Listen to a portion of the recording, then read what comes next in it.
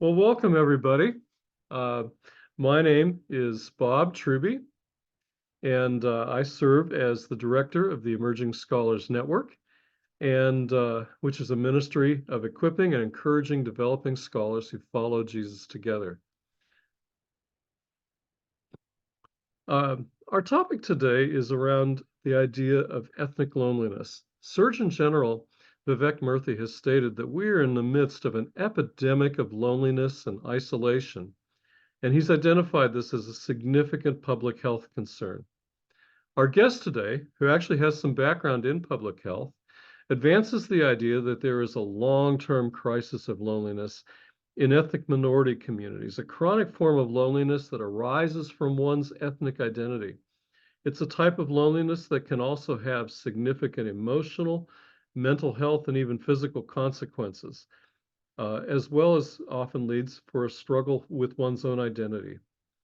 Now, before we begin, we're going to take care of a couple housekeeping details.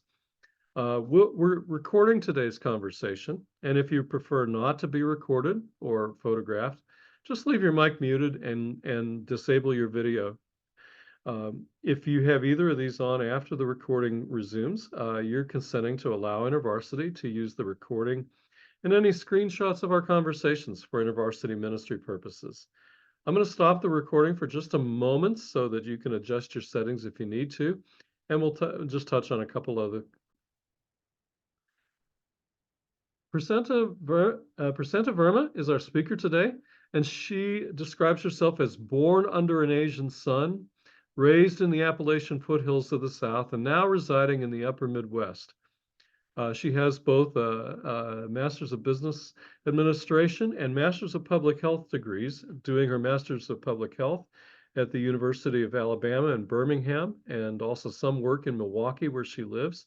She also does some local consulting with health departments in communities around where she lives. She has written a number of essays and poems that have been published in Sojourners, Propel Women, Encourage, Inheritance Magazine, the Indianapolis Review, Barren Magazine, and the Mudroom blog. She served as a speech and debate coach for over 10 years. And so we are just and we're going to be talking today about her new book called Beyond Ethnic Loneliness. So, Prasanta, we're very happy you could be with us. And if you want to unmute your mic, we're going to get into it. Thank you for having me, Bob. I'm delighted to be here with you. Well, thank you so much for taking the time. You all have to know this is the book launch week for Beyond Ethnic Loneliness. So I suspect this is one of a number of interviews and other things that she has going related to that. That's always a kind of a crazy time for an author. So thank you for being with us. My pleasure. Well, I wonder if we might just start. If you might tell us a little bit about what it was like to grow up under Southern skies as an Indian American immigrant in Alabama. Yes, so my parents actually immigrated to the United States from India. And when they came, we traveled to a few different cities before settling in Alabama because my father, he came as a physician, but he had to redo his training. So we went to several places for him to finish his training and then ended up settling in a small town in Alabama. And the reason that we settled there is because they needed a doctor. And so they opened their arms and really, really tried to recruit my father in. And so what it was like, we were the first Indian immigrant family in that area. Within about a 30 to 40-minute radius, right? So when I was growing up in the school, there was nobody else who looked like me or nobody else that I could talk to. I didn't really have a friend who could identify with being a child growing up in an immigrant family. And so I was the eldest child. And so I was the first one to go through school and go through all the newness that it was for my family coming from a completely different society and culture. And so there was curiosity. There was curiosity from people. There was interest, and but there was also some hostility that I talk about in the book. So it was a mix. It was a mix of of all of those things happening in our lives um, at the same time. And so I grew up with just that feeling of loneliness of like, oh, I don't have a friend that I Mhm. can talk to that knows exactly what does it feel like to be in my shoes and to be someone who looks different from everyone else and has this whole other cultural and ethnic background from everyone else around me. One of the things you described um, in terms of your growing up experiences, and it's a question that recurs in your book, is this question of what am I? And actually, I was curious about the phrasing that you ask the question, what am I, rather than who am I? Tell me a little bit about that. That is a really thoughtful question, and yeah, I was reflecting on that and thinking about that. What am I versus who am I? And I think the reason is that I was reflecting back a question that was asked of me, and that question it was, so what are you? So what are you? And people who are ethnic and racial minorities Hmm. are familiar with being asked this question. So what are you? And the response on my end then, therefore, was, so what am I? Um, and I think that the use of the what instead of the who is really interesting because I think that it's kind of a dehumanizing way of asking the question Yeah. because it's not seeing the humanity of the person in front of you by saying what. And it's as if you're like distilling everything about the person into what you see, like their skin color or external appearance, into just that one phrase or question or word, what. Um, Instead of like who, which who I think is a little more expansive and would have probably encouraged a little more of a maybe dialogue. So Yeah. who are you is as opposed to so what are you? That's really helpful. I wondered if there was something like that involved in this because, yeah, I always think about what being associated with things, and Right. you're not a thing. Yeah, right. Exactly. Exactly. And so that's why that question is a little that question is very familiar with people who look different in white majority Mhm. spaces. And Mhm. that's why people it's such a familiar question and then we cringe a little bit when we hear it. And even if it's asked, and sometimes it's asked out of genuine curiosity and kindness, but yet just the phrasing of that word "what" I think is probably we could do better. Yeah. Well, your book is about loneliness, and we talked about that you might share a passage in the book that where you talk about the loneliness and what it means, what it is like. Oh, sure. Would you like me to read? Yeah, please do. Oh, sure. Okay. So I'll just read very briefly.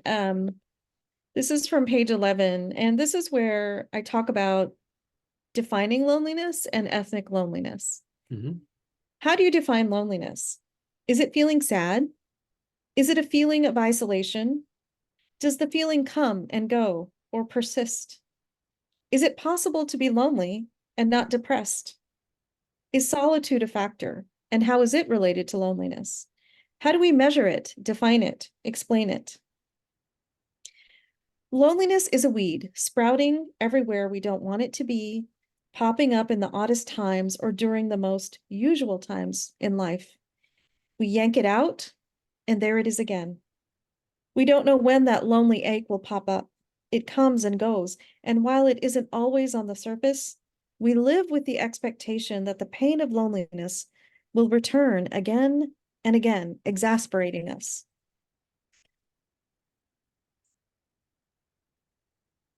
Loneliness is hunger, coming from a place of ancient and spiritual longing.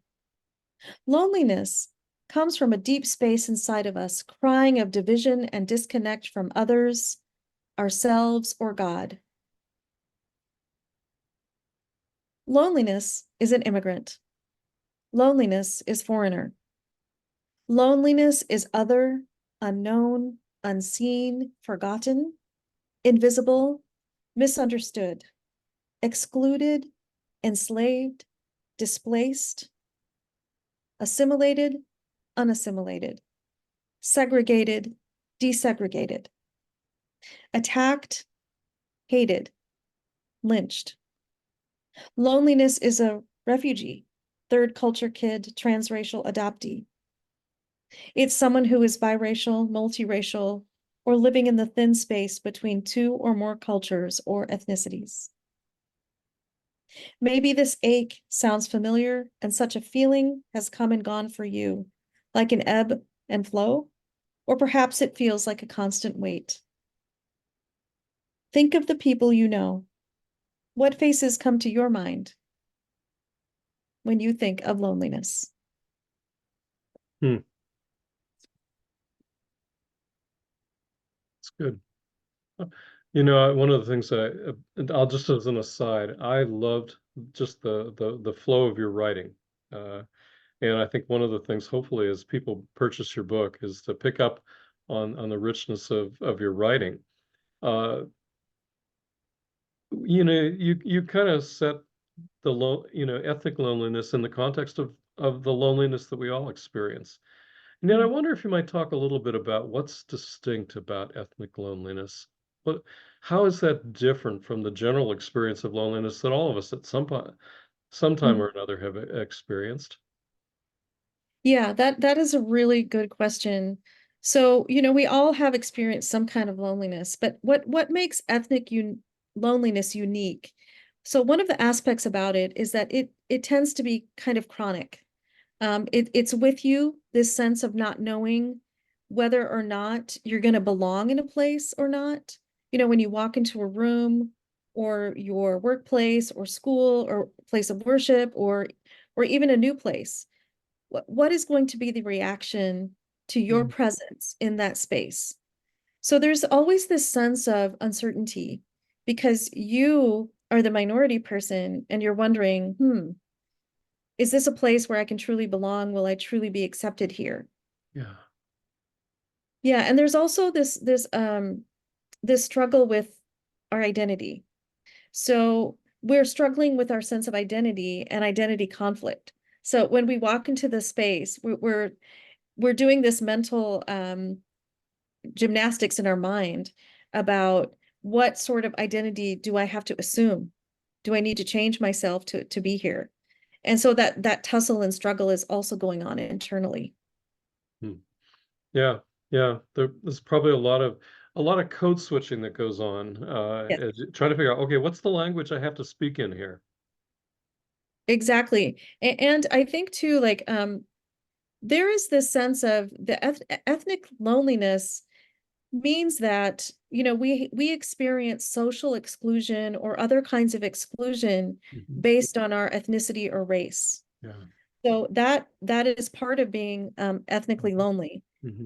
and we're struggling with those issues of also um, visibility Yeah. and invisibility and those places where we feel like we're invisible, but yet there are places where we are hyper visible. Yeah. And the interesting thing about ethnic loneliness is that we can't choose. So we can't choose as minorities in the majority culture. It's we don't have that choice of when that's going to happen. Yeah. Which is a different case for people in the majority culture who don't have to wrestle with that or experience that. Hmm. Um, One of the things you write about uh, in describing loneliness is you use the term disbelonging. And I wonder if you might talk a little bit about what disbelonging is like. hmm, yeah, so that term, I use that term to explain. I was trying to explain the sense of displacement that we feel when Hmm. we don't belong to a place. Yeah. And that feeling of belonging uncertainty. Like it's a feeling of not being settled. And I go back to this one quote by Maya Angelou, which I love. It's called it. I wanted to put it in the book, but I had to cut out so many things. But I love this quote so much. It's, I long, as does every human being, to be at home wherever I find myself. Yeah. And that quote is just so, it speaks to disbelonging because there is that desire.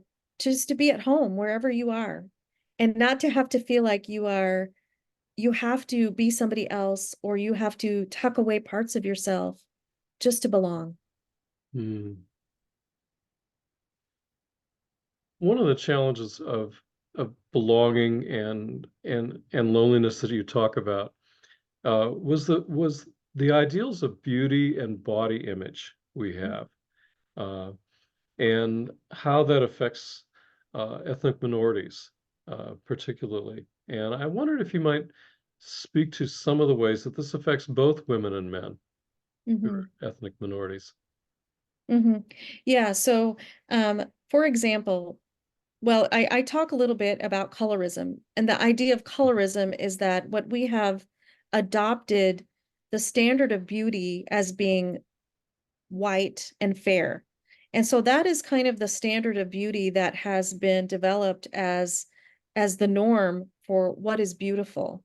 So when we categorize fairness and white skin as the standard of beauty, it has very lasting ramifications. So, for example, in India, um, this wasn't an issue until European settlers started coming in the 15th and 16th centuries. And then this idea of beauty as equated with fairness started to come into play.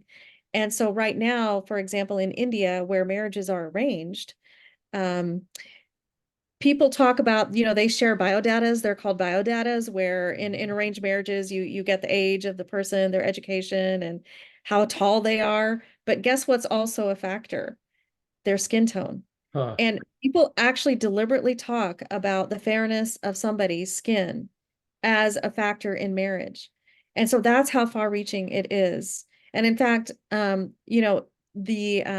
sell creams there that are supposedly whitening skin creams. And it is a multi-billion dollar business. That is in Asia as well as in Africa. So the standards of beauty and that we have, so that's for women, but also for men. So, for men, for example, Asian men, for some reason, they're depicted as weak and they aren't favored as a romantic lead. There is actually a Bollywood film that's going to be adapted to a musical on Broadway. It's going to be the first Bollywood film adapted for Broadway. And so the female lead is going to be an Indian actor, but the male lead that they chose is a white male. And so Huh. that's just one example of how it affects both men and women, how we have taken these standards of beauty um, and adapted them and how they affect us. There's also like classist assumptions. Sometimes people associate darker skin with being of a lower class or a lower caste, um, or with the working class, and people associate fair skin with high class. Hmm. Um, and some of this is unconscious bias too. Like we may not necessarily be aware that we're doing it, but it exists. Hmm. What are some of the other contributing factors that contribute to ethnic loneliness and the experience of ethnic persons in our society? Yeah, one thing I mentioned was identity conflicts. I think that is a huge one because Hmm. we struggle with our sense of identity, and we have what I call identity negotiation or dual identity, and so we're feeling torn between choosing our ethnic or cultural identity and then needing to conform to the dominant culture. So that results in a struggle, identity struggle. I think another thing is this feeling of being a perpetual foreigner. And it kind Yeah. of relates to that sense of disbelonging. And that being a perpetual foreigner means like we always feel like we're foreign. And I don't like using the terms always and never, but Yeah. I try to avoid those. But there is this sense of, will we ever feel like we belong to this place? Or will our country or society accept us and not see us as being foreign, but see us as belonging? And so that's one of the factors contributing to ethnic loneliness, is that sense of being a perpetual foreigner. Um, there are so many, but I guess one more I could mention is exclusion. It could be social exclusion. It could be lack of representation. And I know that representation is something that we've heard about, and sometimes we just kind of gloss over, yeah, representation. But it really is, it is important to be able to see yourself represented in Mm, a mm. place, in the media, or in a boardroom, or in the workplace, or in your school. It is actually very deep and essential. Well, one of the things I'll mention is that Prasanta goes into considerable depth in each of these areas that she's described here. I was struck with the issue of perpetual foreignness, because one of the things that happens too with somebody like yourself who is child of immigrants was going back to India. You're a foreigner there. You have a U.S. passport, and you're considered a tourist and not an Indian person anymore. Uh, Hmm. and I thought "Man, that's got to be hard to not, to kind of still be perceived as a foreigner in this country, but then back in one's home country as well." Yeah, exactly. And when you stop to think about it, so living in the United States, for example, my parents, to use them as an example, they assimilated really, really well, because in their era, that's what you had to Mhm. do. So Yeah. they assimilated, and then when we went back to visit India, they were told that they were foreigners, like you're tourists here. And so there's this liminal space that you occupy, where you can't fully say you belong here, and you can't fully say you belong there. And so what do you name this place, this middle ground? What is the name of that? And how do you live in this space, right? And it's kind of like sometimes you're dipping your toe on this side of the circle and sometime on that side of the circle. But where you live doesn't really have a defined name. Yeah. Well, one of the things I really also appreciate, the book certainly talks about the lived experience of ethnic minorities and the ways that they experience loneliness, but you also begin to try to lean into that as a Christian and speak about how the scriptures address some of that. And I wonder if you might share just a bit, because you touch on this in a lot of your chapters, so we certainly can't do it all, but if you might share just a bit of some of the encouragement and help that how scripture speaks into this matter of ethnic loneliness. Well, I think it speaks directly into it. And one of my favorite stories is the story of the Samaritan woman at the well. And, here is, Jesus goes to her. She's someone who is despised. And he makes a deliberate point of choosing her and going to her. And what he offers her is a sense of welcome. He gives her essentially a new identity. And Mm, he gives her this is an example of transcending these ethnic barriers. And he goes to her and he offers her acceptance and inclusion. And wow, what an example, right? What, like, he broke all the taboos, all the no-nos, and he did it, just to show us as an example of what we can do also. Um, so I think, Jesus, if you look at him and his example, he was reaching to those on the margins, to those who are marginalized, to those who were othered. And we can find a lot of encouragement there and examples to follow. Um, I guess one more thing I could add quickly is that, the scripture, there is neither Jew nor Greek. I think that also speaks directly into this issue, because it doesn't mean that one ethnic group is better than another, but that God wants to redeem our ethnicity.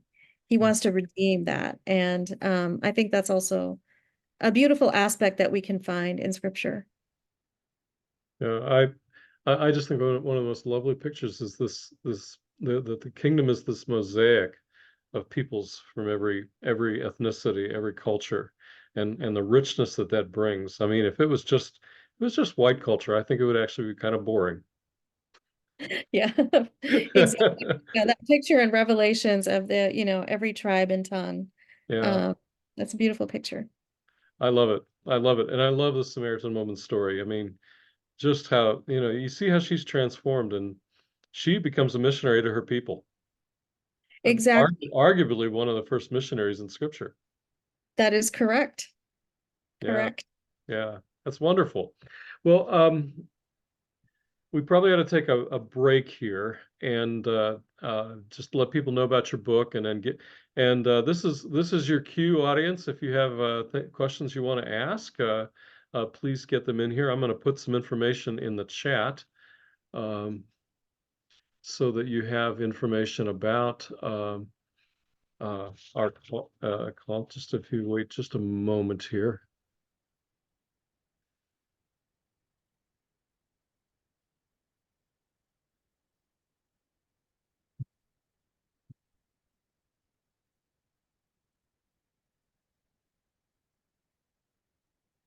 So the information about our book is in the chat, and I'll also just show you the cover so you can see that.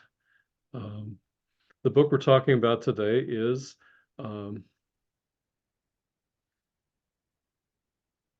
Beyond Ethnic Loneliness. It actually just was published this week, so it's just newly out. You have the link that's here in the chat.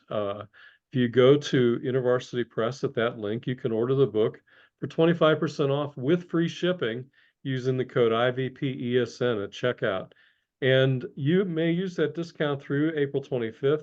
And if you order other books while you're at the press website, they'll apply the discount to your whole order as well as this book. So I think that's a pretty cool deal. So definitely stop by and pick up a copy of this book and other books that are there as well. And with that, we'll go to sort of our audience Q&A. And so far, I don't see anything in the chat from our audience, but I will. A question I didn't get a chance to ask was, I wondered if you might talk about some of the steps that have been important for you in moving from loneliness to belonging, the steps that you've taken in your own life. Mm-hmm. Yeah, thank you for asking that question. I think for me, first of all, I think was naming it. Naming it, being aware of it, naming the things that happened to me, and then start working towards healing. I think another really interesting thing that happened to me, Bob, was some of the things that have happened in our culture and society and politics in the past 10 years. I think that also was an impetus for me to really examine what I was going through and to name it instead of stuffing it down, and that which I had the practice of doing was just kind of stuffing it down and going along. So there was a definite sense of spiritual healing and a believing that, acceptance and believing that I am created in God's image and my ethnicity is a good thing. So it was a journey that took some years. It didn't happen overnight, but I am now in a place of acceptance. And I would say not just acceptance, but also celebration and joy of just rejoicing in who I am and my ethnicity and how God made me. Yeah, that's great. I saw that Laura, you had your hand raised, and I'm going to switch to gallery for a minute. So if you want to unmute and ask a question, we're a small enough group here that I think we can do that. So Laura, please feel free to go ahead.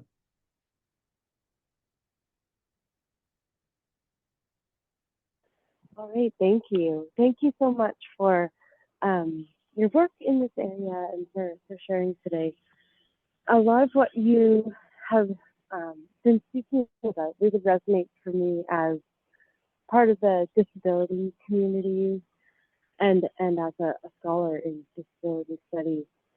And I am curious about a few things, but I'll start somewhere with asking about if you have had conversations about or noticed any parallels in experience with other folks who have maybe experienced othering as part of various minorities. Yeah, I'll start there, and then if there's more time, I'll ask more questions. Sure. Thank you, Laura. I think what you're asking me is if I've noticed the sense of loneliness with other maybe groups, like perhaps people with disabilities. Did I understand that correctly? I want to make sure I understand the question. Yeah, I guess I'm saying as a disability scholar, I definitely noticed some parallels in what you're saying. So I'm curious if you have also noticed parallels. Yes, actually, 100%. Absolutely. I have noticed parallels because there is, and I do mention, even though my book is really centered on ethnic loneliness, but, I do mention that this sense of othering happens to other marginalized groups, such as those with disabilities, those on the margins, and many other groups, marginalized groups, have a sense of isolation and marginalization and being on the outside of society. So I think some of these principles of like how in part two I talk about how can we find a sense of belonging? How can we do that? How can we find some hope? I think that those principles are applicable also for people with disabilities and other groups on the margins. Does that help? Yeah, thank you. And that helps a lot. And I think transitions into another question I had. A lot of my work has been around belonging, so I really love that you bring that into your work. And I'm wondering if you can speak a little bit more to where the agency is for folks in terms of finding or creating or co-creating belonging, whether it's for folks who maybe already feel like they belong or who are not on the margins, or for folks who are experiencing that othering. For both of those folks, where is the agency for us? So I think the question that you're asking, Laura, is where is the agency for those who feel like they're on the marginalized edges, or how can they find a sense of belonging? Where is the agency for them? Is that correct? Yes, and then also on the other side, for those folks who are not experiencing ethnic loneliness, how can where do they have agency to fight ethnic loneliness, I guess? Yeah, so I one of the things I think is super important for people who are marginalized is to have a safe community. And we need to have a place where we feel that we can be ourselves, and we can feel that we have a sense of belonging there. So developing a safe community and having healthy boundaries, and having a healthy and safe community, I think is essential for well, really anybody, but especially if you are in a marginalized community. And I think that there is some strength and grounding to be found there. So for the people who already have a sense of belonging, I think that there is a responsibility to consider how, when they are in spaces where they have the power and they have the voice, I think they need to be asking themselves the question, well, what voice is missing here?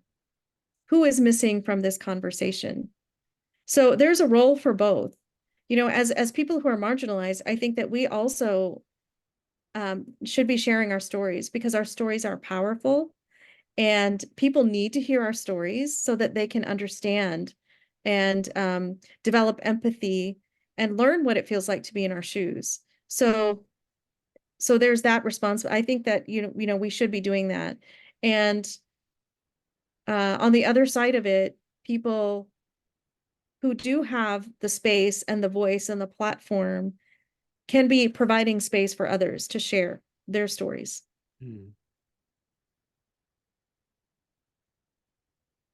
I hope that helps answer. Well, I do want to invite others as well to, you can put your questions in the chat, or if you want to use the raised hand format, you're welcome to do that. But what other questions do you have about what Prasanta has been sharing today?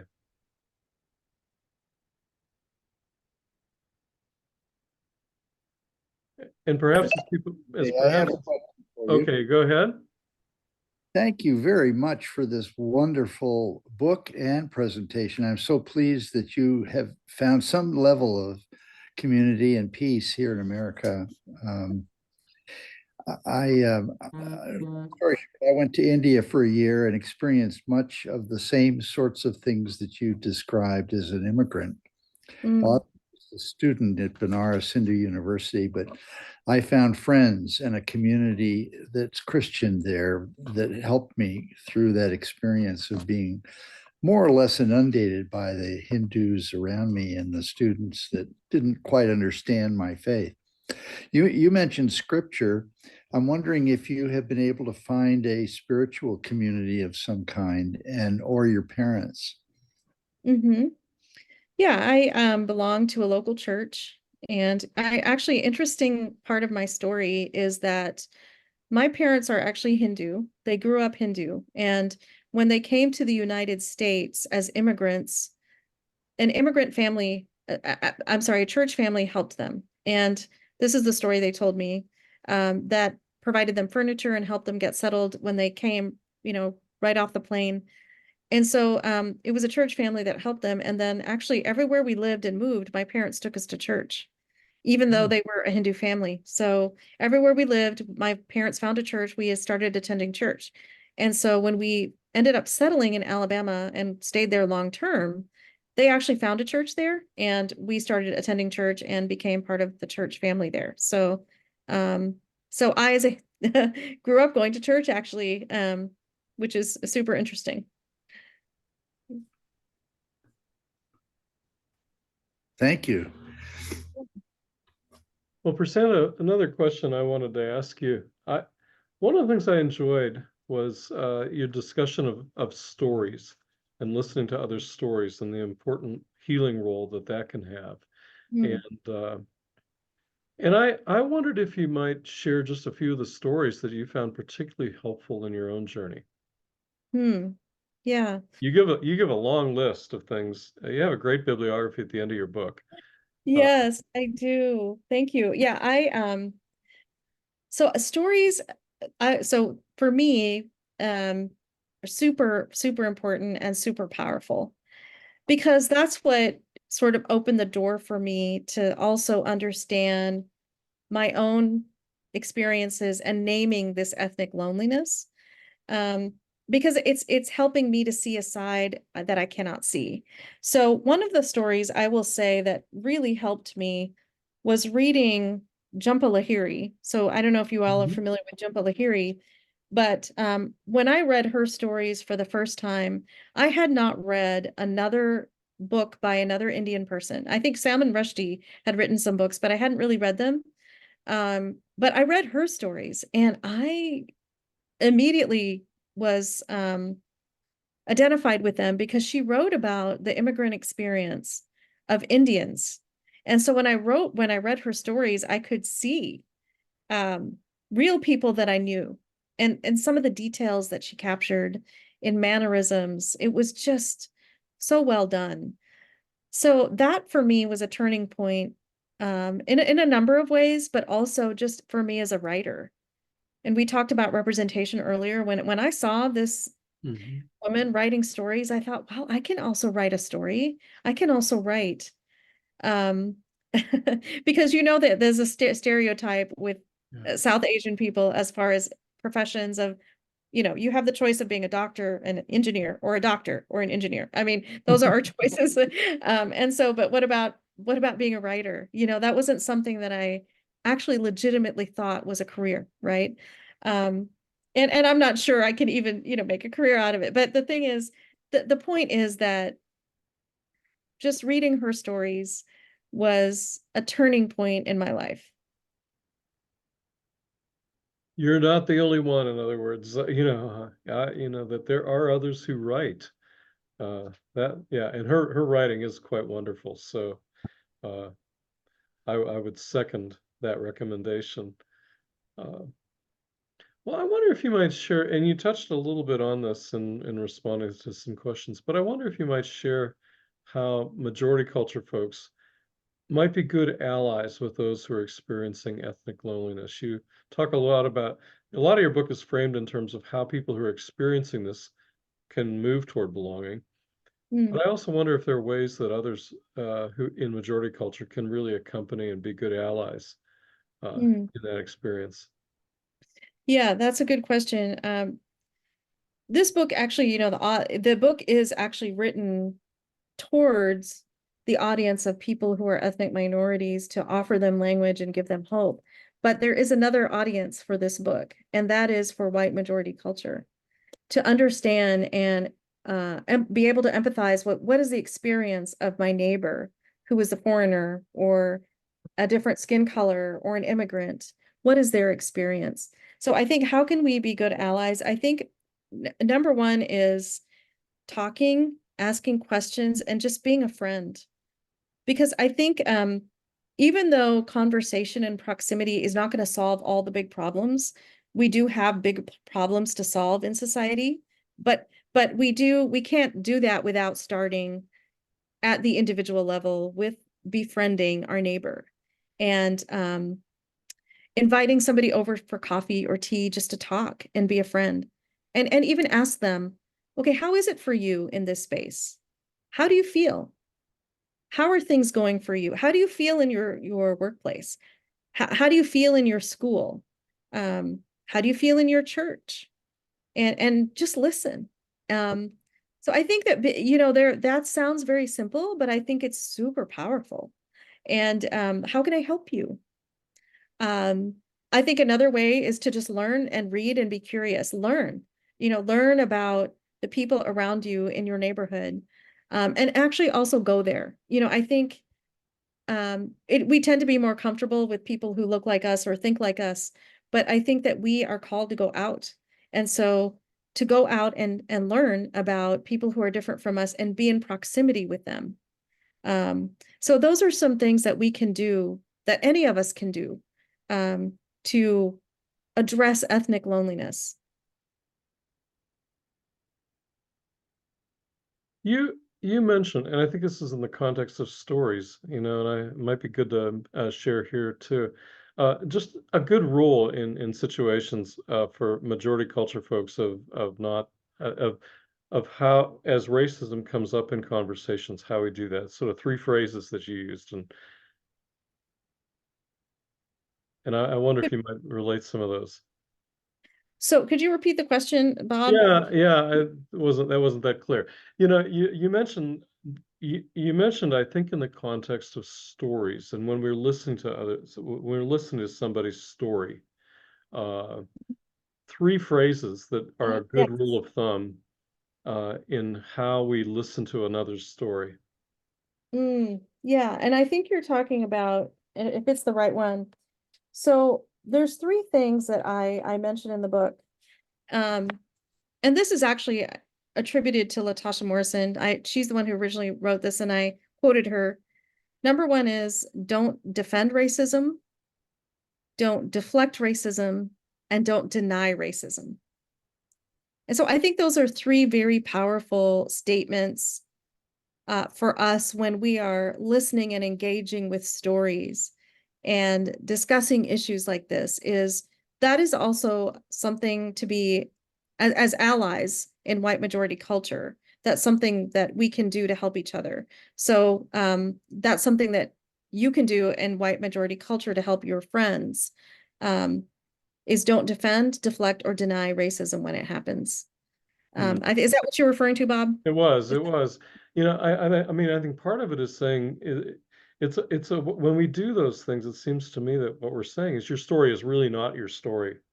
And we're telling them what their story really is, rather than saying, you Yeah, probably know your story better than anybody, and maybe I should really just give you the benefit of the doubt and listen. exactly. Yeah, denial, like it's my story, right?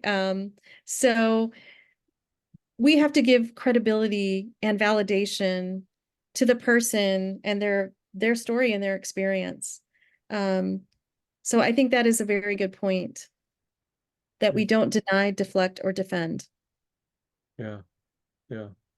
It really just recognizes, sometimes I remember I think it was Christina Cleveland who suggested a really good question that I thought I found helpful is, tell me more. Hmm. Yeah, tell me more. I love that, because that opens the door. That opens the door to conversation And then that person is free to share, and it's inviting. It's such a welcome invitation for conversation. Tell me more about that, or I'd like to hear more, or how was it for you? Tell me more about that. It's a great way to move conversation along and encourage um, the other person to share what's on their heart.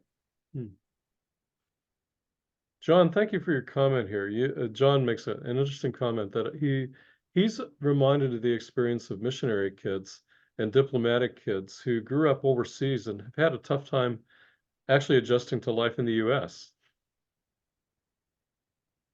Yeah, exactly. So I think this is those children, like they're also like bicultural, right? They grew up in a different culture, but they come to the US and they experience this as in a different way.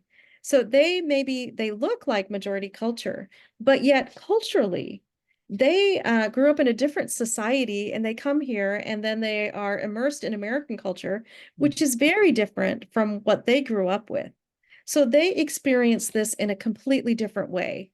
Right? And so, yeah, when I went to college with a lot of MKs too, and they had their own like group on campus in college, and I loved hanging out with them because I just thought they were the coolest people.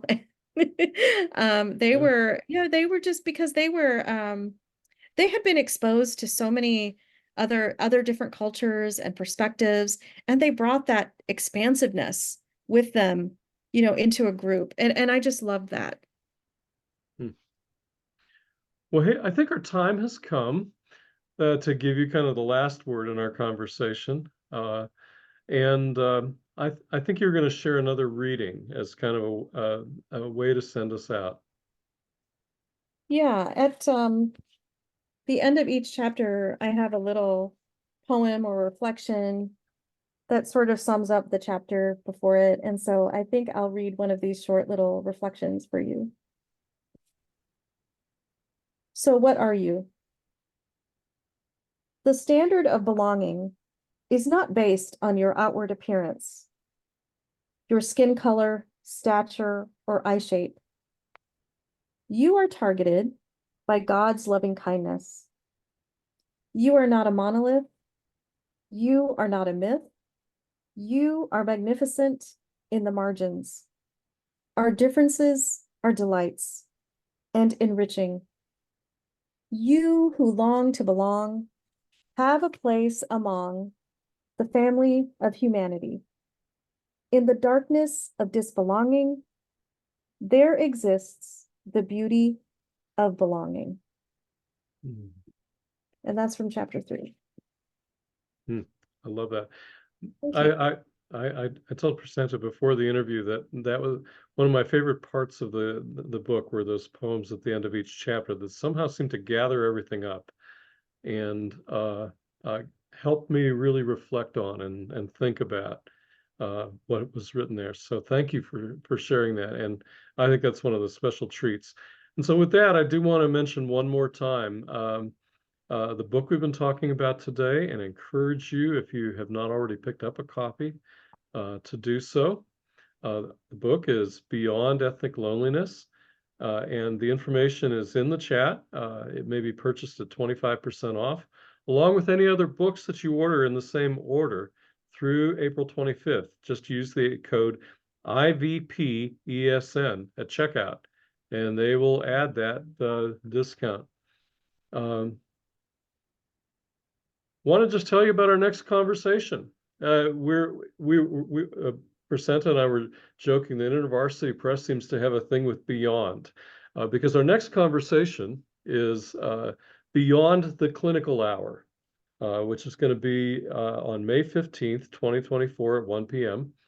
And our guests, James Sells and Amy Trout, two of the three authors of this book, are going to talk about the growing mental health crisis that is occurring in this country and in many other parts of the world.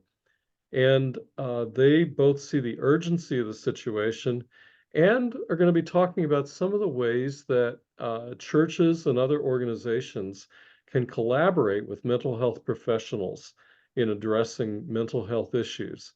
And I think this is a very important conversation. We certainly are talking a lot about that in our work in the university setting. And the link for that conversation, to register for that conversation, is also in the chat. So please, we hope you will join us. So with that, I want to just thank everyone for joining us today. Prasanta especially, thank you for joining us on launch week and being with us. For others on the call as well, I want to say thank you for taking time out of your schedules to be with us live here and to engage. We've had some great questions today. I do want to thank University Press, who affords us the discount on all these great books, and also helps in publicizing and assisting us in setting up these conversations. They have been great partners. The conversation has been brought to you by the Emerging Scholars Network. We hope that not only will you join our conversations, but if you haven't, you're welcome to join the Emerging Scholars Network. Just go to blog.emergingscholars.org and click on that join button. We have Facebook, Instagram, and X accounts that you can follow us, and we post a lot of different articles and resources on those accounts. Also, these conversations are recorded and are available at our YouTube channel. It's youtube.com/ESNIVCF. And this conversation probably will be up there in the next day or so. So we hope you will tell your friends, pass this resource along, and follow us there. We have about 60 conversations on that channel now. So with that, we're going to end the share, and thank you all for being with us today. We'll end the recording here, and then you're welcome to stay on for a few minutes and talk informally if you have